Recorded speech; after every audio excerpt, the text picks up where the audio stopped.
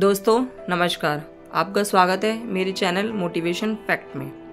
दोस्तों, पाकिस्तान की तरफ से जो कि यूनाइटेड नेशन में इस समय 15 नॉन परमानेंट सदस्य देशों में से एक है, उसकी तरफ से एक मीटिंग बुलाई गई है जहां पर भारत ने एक बार फिर है कि यूनाइटेड नेशन के महासचिव को भारत को धमकी तक देनी पड़ गई है। स्क्रीन पर आप आर्टिकल देख सकते हैं। यूनाइटेड नेशन से इस समय निकल कर आ रही है खबर के बारे में इस वीडियो में डिटेल में बात करेंगे। इसके अलावा भारत का रक्षा अनुसंधान एवं विकास संगठन यानी कि DRDO की तरफ से हाल ही में किए गए एक बड़े परीक्षण के बारे में इस वीडियो में हम बात करेंगे। दोनों खबर काफी इंटरेस्टिंग है, इसलिए वीडियो को अंत तक जरूर देखिएगा। तो चलिए शुरू करते हैं। इस वीडियो को भारत की तरफ से हाल ही में जिस तरह से कदम पाकिस्तान के खिलाफ उठाए गए हैं और जिस तरह के संकेत भारत के अंदर से मिल रहे हैं, वह एक बड़े युद्ध की तरफ इशारा कर रहा है।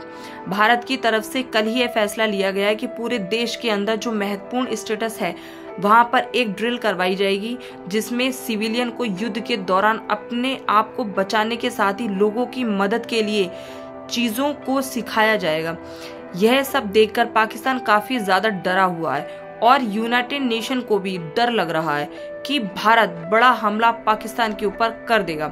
इसी को देखते हुए संयुक्त राष्ट्र के महासचिव एंटोनियो गुतरेस ने सोमवार को प्रेस को संबोधित किया और इस पूरे मामले पर गहरी चिंता जताई।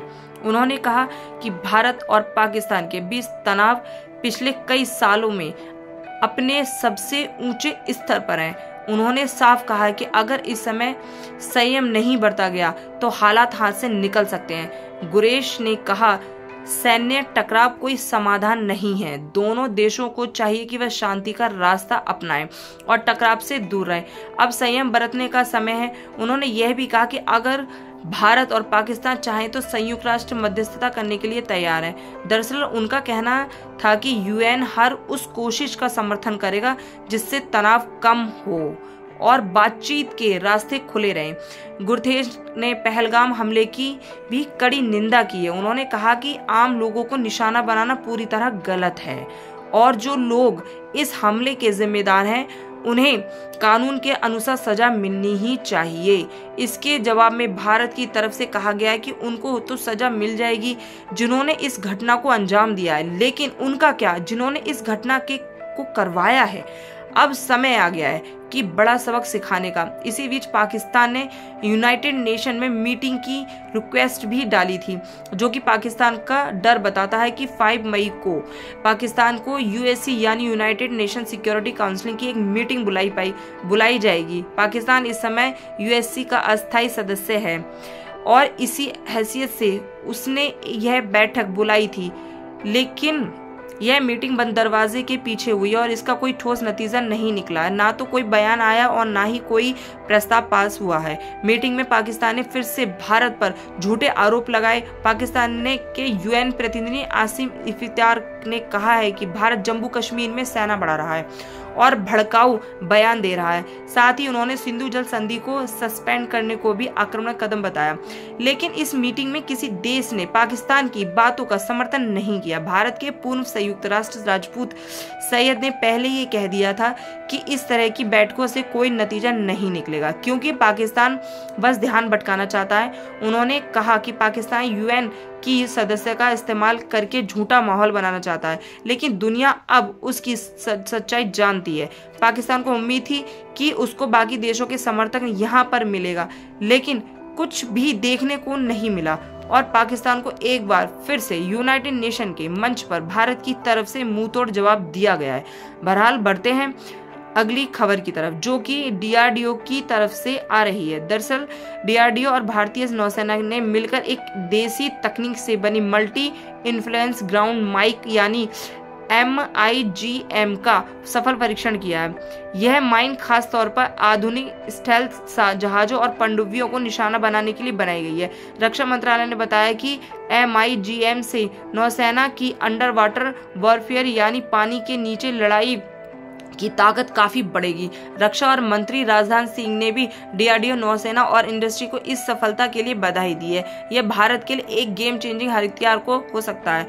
इसकी बदौलत ना तो पाकिस्तान का कोई जहाज और न ही पाकिस्तानी की पनडुब्बी भारत की टेरिटरी में आ पाएगी और इस तरह भारत अपनी सुरक्षा जवाबी कार्रवाई के लिए तैयार कर रहा है। वहीं दूसरी तरफ पाकिस्तान ने भी 2 मिसाइलों का परीक्षण किया, फतही और अब्दाली। पाकिस्तान की सेना ने कहा कि यह परीक्षण उनके सैनिकों की तैयारियों और मिसाइलों की सटीकता जांचने के लिए किए गए हैं। पिछले हफ्ते भारतीय नौसेना ने अपने नए देसी गाइडेंस मिसाइल डिस्ट्रॉयर जहाज IAS सूरत से एक कम ऊंचाई पर उड़ रही दुश्मन मिसाइलों को हवा में ही रोक दिया। इसके अलावा 27 अप्रैल को नौसेना ने कई एंटीशिप मिसाइलों का सफल परीक्षण किया है, जिससे यह साबित हो गया कि भारतीय नौसेना लंबी दूरी तक सटीक हमला करने के लिए पूरी तरह से तैयार है। वहीं पर दोस्तों, भारत ने जो माइन का परीक्षण किया है उसकी खासियतों की बात करें तो यह माइन पूरी तरह से भारत में DRDO द्वारा डिजाइन और विकसित की गई है, जिससे आत्मनिर्भर भारत मिशन को मजबूती मिलती है। मल्टी इन्फ्लुएंस टेक्नोलॉजी MIGM एक साथ ही कई प्रकार के सेंसर्स का उपयोग करती है, जिसमें मैग्नेटिक और प्रेशर जैसे सेंसर जैसे यह दुश्मन जहाजों और पनडुब्बियों को पहचान कर सकती है। स्ट्रेंथ जहाजों के खिलाफ यह काफी असरदार है। यह माइन खास तौर पर आधुनिक और स्ट्रेंथ टेक्नोलॉजी से लैस जहाजों और पनडुब्बियों को भी पकड़ने और नष्ट करने में सक्षम है।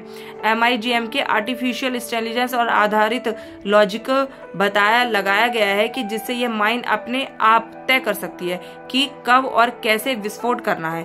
लंबी अवधि तक यह सक्रिय रहने की क्षमता रखती है। इसे एक बार समुद्र में लगाने के बाद यह माइन महीनों तक बिना किसी मेंटेनेंस के काम कर सकती है। इसके अलावा सेना के ऑपरेशन में लचीलापन, इसे अलग अलग समुद्री इलाकों और गहराइयों में लगाया जा सकता है, जिससे नौसेना को रणनीति रूप से अधिक विकल्प मिलते हैं। 7वां सटीक लक्ष्य भेदन क्षमता पर यह माइन सिर्फ ये सही पहचान होने पर ही एक्टिव होती है, जिससे झूठे अलार्म या फिर अपने ही जहाजों को नुकसान पहुंचाने का खतरा बहुत कम हो जाता है। भारत के द्वारा किए गए इस परीक्षण और DRDO के लिए कमेंट बॉक्स में एक जय हिंद तो बनता है, जो दिन रात और इस तरह के हथियार मेहनत करके बनाते हैं। फिलहाल इस वीडियो में इतना ही। कन्वर्सेशन और वीडियोस अगर आपको पसंद आई तो वीडियो को लाइक करें और हमें सपोर्ट करें और नीचे दिए गए सब्सक्राइब बटन को प्रेस करके बेल आइकन को जरूर दबा लें। फिर मिलेंगे ऐसी नई वीडियो के साथ। जब तक के लिए धन्यवाद।